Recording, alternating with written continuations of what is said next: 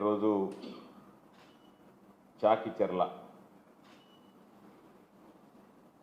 కందుకూరుకు సంబంధించినటువంటి నియోజకవర్గానికి సంబంధించినటువంటి ఉలవపాడు మండలంలో కార్యక్రమం జరిగింది. దాంతో ఈరోజు ఆ సబ్జెక్టుకి సంబంధించి ప్రాధాన్యత సంతరించుకున్నటువంటి నేపథ్యంలో దాన్ని మనం ఈరోజు ఒకసారి మాట్లాడుకోవాల్సినటువంటి అవసరం ఏర్పడింది. ప్రతి ఒక్కరికి తెలిసినటువంటి విషయం, జువ్వలదిన్నెకి సంబంధించి ఫిషింగ్ హార్బర్కి సంబంధించి రెండు ప్రధానమైనటువంటి అంశాలు ఉన్నాయి. ఒకటి జువ్వలదిన్నె ప్రైవేటీకరణ, రెండవది మత్స్యకారుల యొక్క మనోభావాలను దెబ్బతీస్తున్నటువంటి సోనా బోట్ల మాయం. ఈ రెండు సందర్భాలకు సంబంధించి అనేక సందర్భాల్లో మేము మాట్లాడాం. ప్రైవేటీకరణ విషయం ఏదైతే సాగర్ డిఫెన్స్కి అప్పజెప్పాలని ప్రభుత్వం చూసిందో దాని మీద జగన్మోహన్ రెడ్డి గారు కూడా జువ్వలదిన్నె ఫిషింగ్ హార్బర్ రావడం జరిగింది. వచ్చినటువంటి సందర్భంలో అక్కడ ఉన్నటువంటి మత్స్యకారులు బోట్లు మాయమైనటువంటి విషయాన్ని కూడా ప్రస్తావించడం జరిగింది. అయితే ఈరోజు ప్రైవేటీకరణకు వ్యతిరేకిస్తూ జగన్మోహన్ రెడ్డి గారు మత్స్యకారులకు మద్దతు తెలిపేదానికి జువ్వలదిన్నె వచ్చినటువంటి సందర్భంలో స్థానికంగా అక్కడ ఉన్నటువంటి మత్స్యకారులు ముఖాముఖి కార్యక్రమంలో మాట్లాడుతూ రెండు విషయాలు ఆయనకి స్పష్టం చేయడం జరిగింది. ఒకటి, ప్రైవేటీకరణని మేమందరం వ్యతిరేకిస్తున్నాం, దానితో పాటు మాకు సంబంధించినటువంటి మా ఆత్మాభిమానం ఆత్మగౌరవం దెబ్బతినేటువంటి విధంగా మేము ప్రాణాలకు తెగించి పట్టించి జువ్వలదిన్నె హార్బర్లో ఉన్నటువంటి బోట్లని దొంగతనంగా ఇక్కడి నుంచి తరలించుకు వెళ్ళిపోవడం జరిగింది అని చెప్పి వాళ్ళు మాట్లాడడం జరిగింది.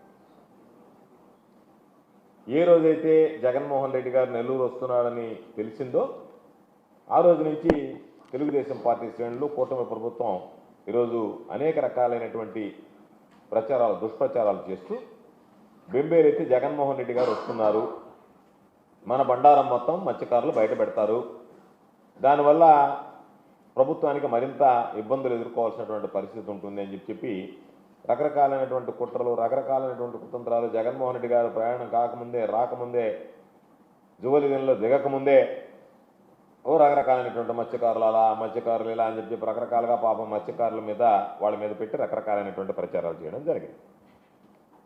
అయితే ఎవరు ఎన్ని రకాలైనటువంటి ప్రచారాలు చేసినా జగన్మోహన్ రెడ్డి గారి రాకతో నిర్మానుష్య ప్రదేశమైనటువంటి జువ్వలదిన్నె ప్రాంతం జనసంద్రంగా మారింది. మత్స్యకారులు, ప్రజలు తరలి వచ్చి ఈరోజు జగన్మోహన్ రెడ్డి గారు ఏర్పాటు చేసినటువంటి కార్యక్రమంలో మాట్లాడారు. జగన్మోహన్ రెడ్డి గారు ఫిషింగ్ హార్బర్ను కూడా సందర్శించి అక్కడ ఉన్నటువంటి మత్స్యకారులతో మాట్లాడడం జరిగింది.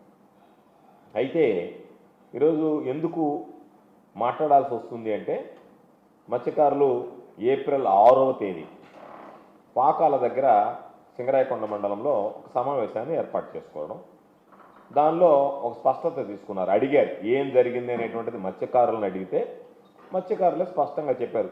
మమ్మల్ని ఆ రోజు ఉన్నటువంటి బీదా మస్తానరావు గారు బిఎంఆర్, ఆయనతో పాటు కావలి సిఐ, వీళ్ళిద్దరి ప్రోద్బలంతోనే మేము ఆ బోట్లు విడుదలకి సహకరించామని చెప్పి అక్కడ ఉన్నటువంటి మత్స్యకారులు స్పష్టంగా ప్రకటించడం జరిగింది. అది సమావేశంలో చూశాం.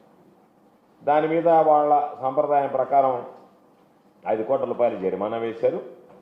సరే, ఆ రోజు అంత కట్టలేము అని చెప్పి పాపం ఆ పేద మత్స్యకారులు చెప్పిన మీదట అది వాయిదా పడి మరలా నిన్న సమావేశం జరిగింది. నిన్న సమావేశంలో వాళ్ళ సాంప్రదాయ పద్ధతిలోనే మరొకసారి జరుపుకున్నారు. తప్పు చేశాము అని చెప్పి పాపం మత్స్యకారులు ఎవరైతే ప్రలోభాలకి గురయ్యారో వాళ్ళు చెప్పడం, ఆవేదన వ్యక్తం చేయడం జరిగింది. దానికి అనుగుణంగా వాళ్ళ సాంప్రదాయం ప్రకారం ఫైనల్గా అందరి ఒప్పందంతో ఒక 2,20,00,000 రూపాయల జరిమానా విధించినట్టుగా ఈరోజు అన్ని ప్రధానమైనటువంటి పత్రికల్లో కూడా అంశం రావడం జరిగింది.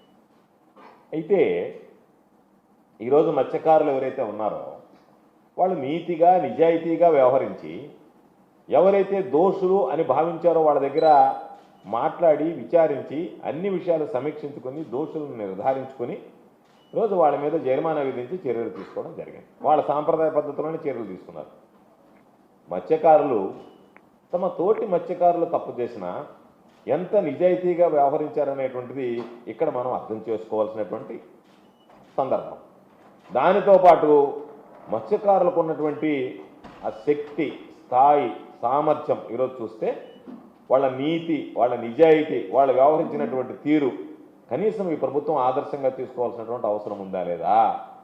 తమ మత్స్యకారుల్లో ఎవరో చెప్తే చేసినటువంటి దానికి వాళ్ళు ఎవరో చెప్పారు, దీని సూత్రధారులు ఎవరో ఉన్నారు కాబట్టి వాళ్ళ మీద నెపము నెట్టకుండా వీళ్ళు కూడా దాంట్లో భాగస్వామ్యం అయ్యారు కాబట్టి వీళ్ళకి మేము జరిమానా విధిస్తున్నామని చెప్పి తీర్పు చెప్తే పాపం దాని వెనక వాళ్ళందరినీ బలిపశువులు చేసినటువంటి వాళ్ళని, వాళ్ళని ఉసిగొలిపినటువంటి వాళ్ళని, ఎవరి ప్రోత్సాహంతో వాళ్ళు చేశారనేటువంటి దాన్ని ఈరోజు తెలుగుదేశం పార్టీకి సంబంధించినటువంటి నాయకులు ఉన్నారు కాబట్టే ప్రభుత్వం ఈరోజు మిన్నకుండిపోయింది.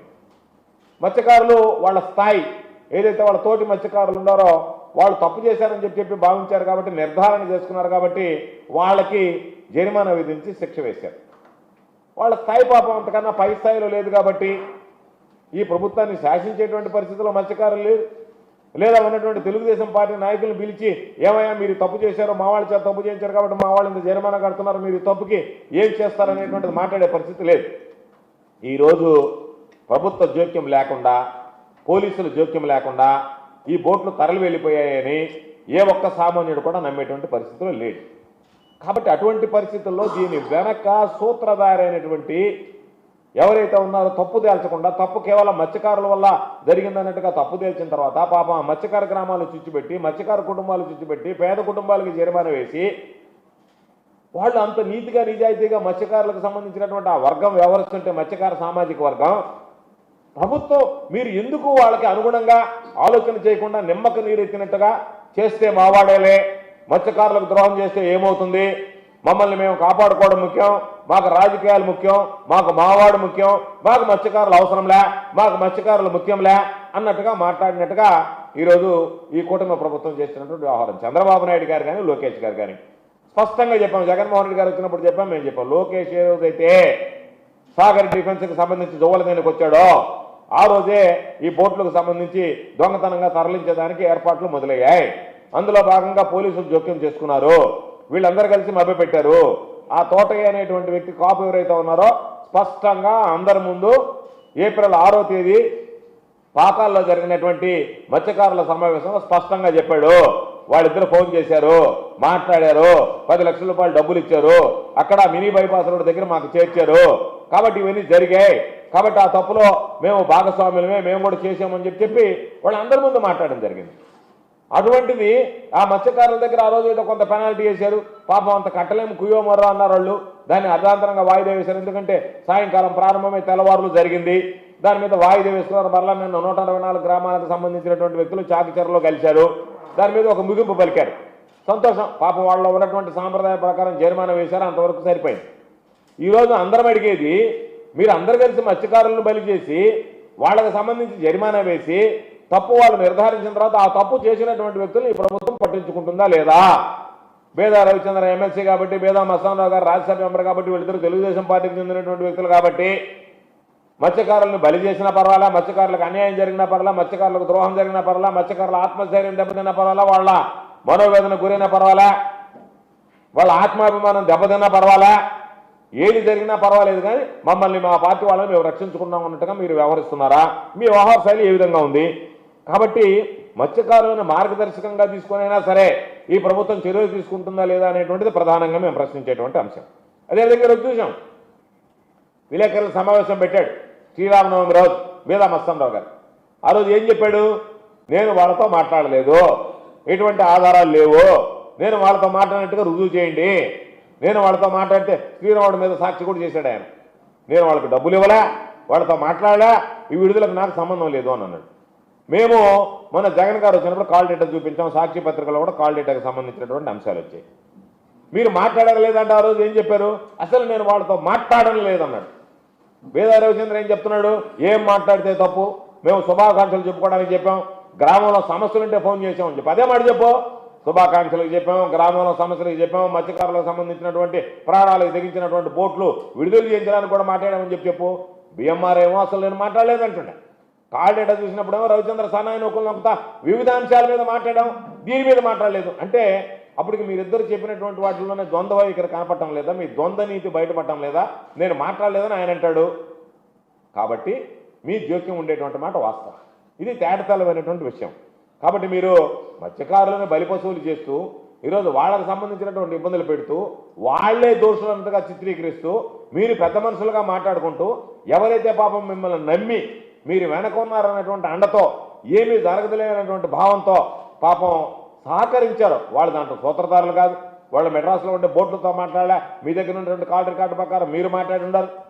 వాళ్ళు కేవలం మీరున్నారు కాబట్టి మీరు ఇచ్చినటువంటి అండ మీరు పాపం ప్రలోభం పెడితే ఏదో ఆశపడి వాళ్ళు దానికి పాల్పడితే ఈరోజు పాపం వాళ్ళ కుటుంబం ఎన్ని రకాలైనటువంటి ఇబ్బందులు పడ్డారు పాపం మా కుటుంబాలు. మత్స్యకారుల మధ్య చిచ్చు పెడతారా? మత్స్యకారులను బలిపశువులు చేస్తారా? నేరం అంతా మత్స్యకారుల మీద వేస్తారా? నేరం జరిగిందని చెప్పి మత్స్యకారులు నిర్ధారించి అయ్యా దీనికి కారకుడు ఆయన అంటే మనం అనుకుందాం. మత్స్యకారులకు పాపం అంత శక్తి స్థాయి ఉందా? దొంగతనంగా బోటు తరలిస్తారా? మత్స్యకార సామాజిక వర్గం ఎప్పుడైనా ఆ పనులు చేస్తుందా? నీతిగా నిజాయితీగా నిలబడేటువంటి వాళ్ళని ఈరోజు మీరు రకరకాలుగా చేస్తా ఈరోజు మీరు ఏం చేస్తున్నారు? మేమేం తప్పు చేశాం? మత్స్యకారులకు అండగా నిలిచాం అంతే కదా.